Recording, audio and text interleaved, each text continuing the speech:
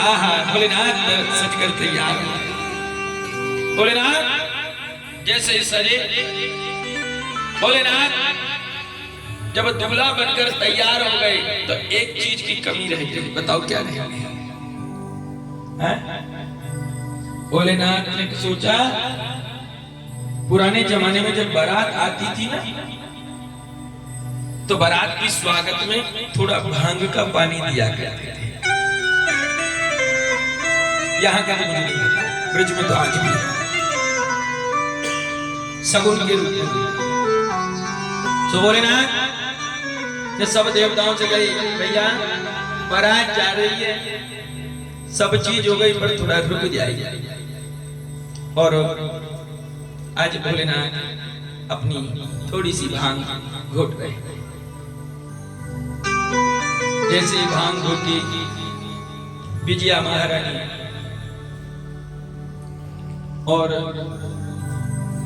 भोलेनाथ ने जैसे विजया को ग्रहण किया है, श्री नारायण भगवान बोले महादेव को देखकर कि बाबा एक तो आपका रूप वैसे बड़ा विचित्र है और इसमें आपने भांग और अब ले ली है, अब और अजीब हो जाएगा। सो भोलेनाथ ने कहा कि नारायण चिंता की आवश्यकता नहीं, महादेव जगत को बताना चाह रहे हैं। विजया एक तरीके का विषय है कि आप सब त्याग कर दीजिए, मुझे समर्पित कर दीजिए, मैं सब स्वीकार करूंगा। आप लोग तो भगवान की, महादेव की पूजा करते हैं तो अपन आग का फूल चढ़ाते हैं, नहीं चढ़ाते, धतूरे का फल चढ़ाते हैं। सब देवताओं पे आप प्रसाद चढ़ाते हो, फिर उसको ग्रहण करते हो। कभी धतूरा खाया? क्यों?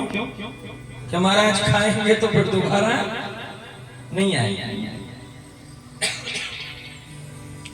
आंकड़े का पुष्प कभी काम में लेते नहीं।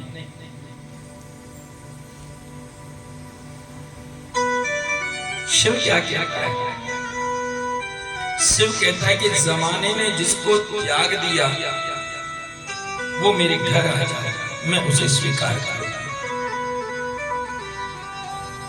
एक बात बताइए, आपके घर में अगर खबर पड़े कि यहाँ बारात में से गए और घर पहुंचे और रात को कोई भोलेनाथ का छोटा मोटा कोई बाराती आपके घर में आ गया, तो आप क्या करेंगे? तो छोटा सा भूत आ जाए, ज्यादा बच्चा ही आ जाए, क्या करेंगे? पूरी रात या तो पड़ोस के घर में बिताएंगे या मंदिर में बैठ जाएंगे। एक भूत आते ही अगर खबर पड़ जाए कि किसी घर में ऐसी गड़बड़ है तो दुनिया भर के इलाज दौड़ा देंगे उसको भगाने के लिए। लेकिन मेरा महादेव क्या कहता है कि दुनिया ने जिसको त्याग दिया वो मेरे घर आ जाए। अगर आपके घर में छोटा सा सर्प आ जाए तो आप क्या करेंगे? उसे भगा देंगे। लेकिन मेरा महादेव कहता है तू भी मेरे घर में आ जा। आपके घर में छोटा सा कोई बिच्छू आ जाए तो आप क्या करेंगे? भगा देंगे। लेकिन महादेव क्या कहता है कि तू भी मेरे घर में आ जा। दुनिया जिसका त्याग करे शिव उसे ग्रहण करता है, शिव उसे ग्रहण करता है। देखिए यहाँ आपको बहुत निवेदन करता हूं, एक बात समझनी होगी।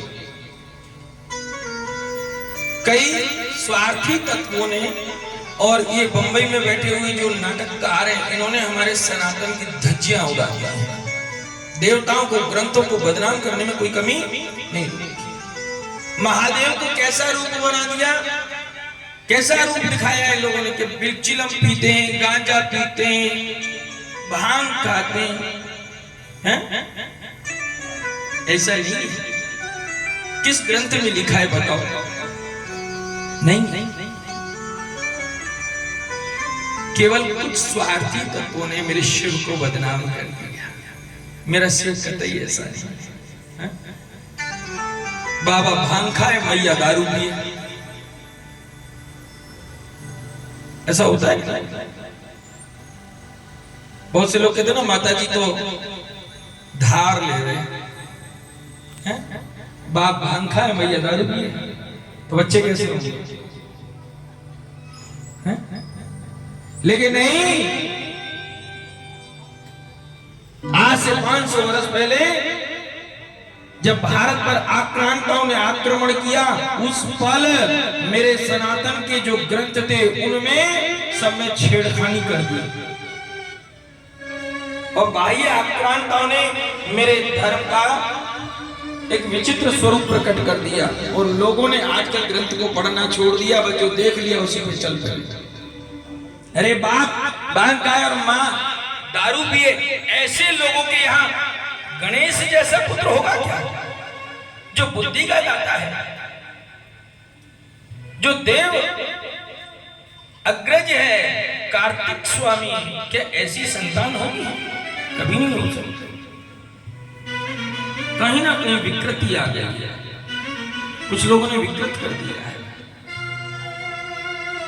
महादेव ने संसार में जिसको त्यागा, शिव ने उसे ग्रहण किया। और याद रखना, शिव वही है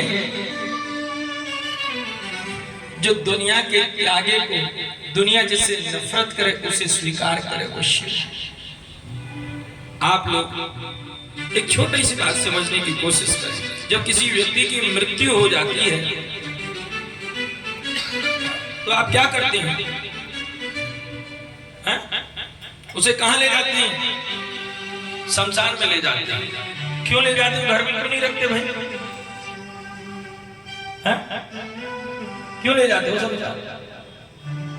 क्या वो अब तुम्हारा पिता नहीं है? क्या वो तुम्हारी मां नहीं है? या भाई नहीं, पुत्र नहीं, पति नहीं, क्या नहीं? हम किससे प्रेम कर रहे हैं?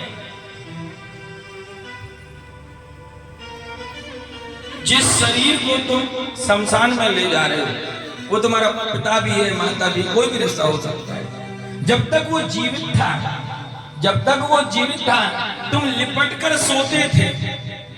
जब तक जीवित था तुम लिपट कर सोते थे। चंद सांसें निकल गई, अब तुम पास बैठने में भी डरते हो। रात को अगर शरीर छूट जाए तो भी कहते हैं लाश पड़ी है, अकेले कैसे बैठे, डर लगता है किसी को बुला लो। क्यों? अब क्या, अब तुम्हारा प्रेम कहाँ है?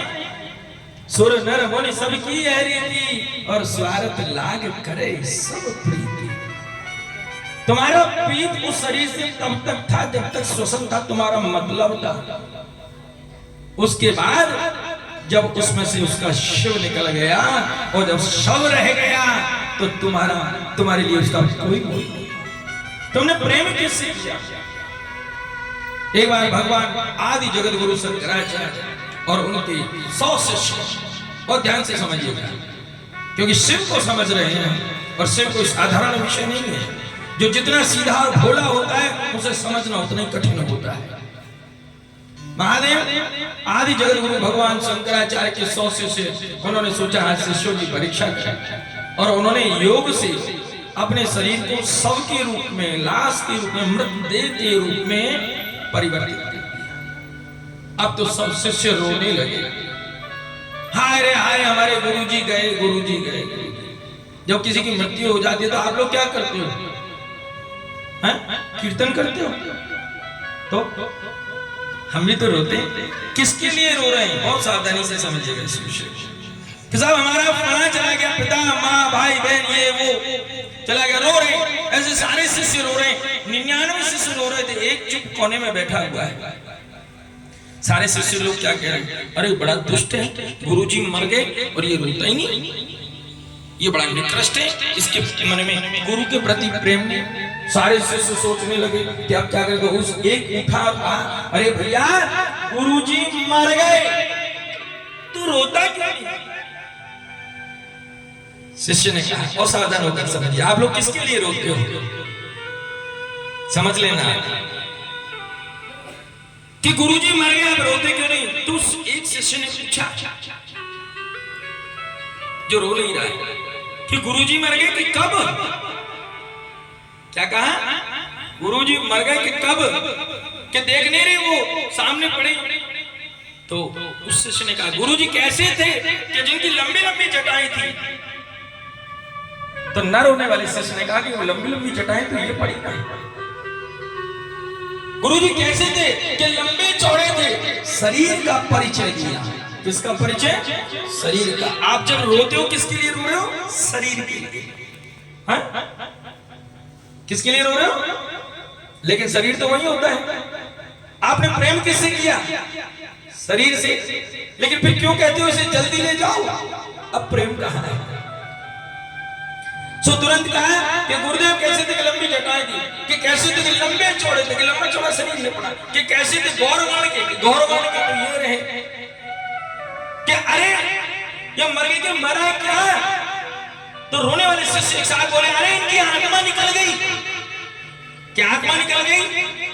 कि हाँ, और आत्मा निकल गई इसलिए हम मर गए और अब हम रो रहे हैं।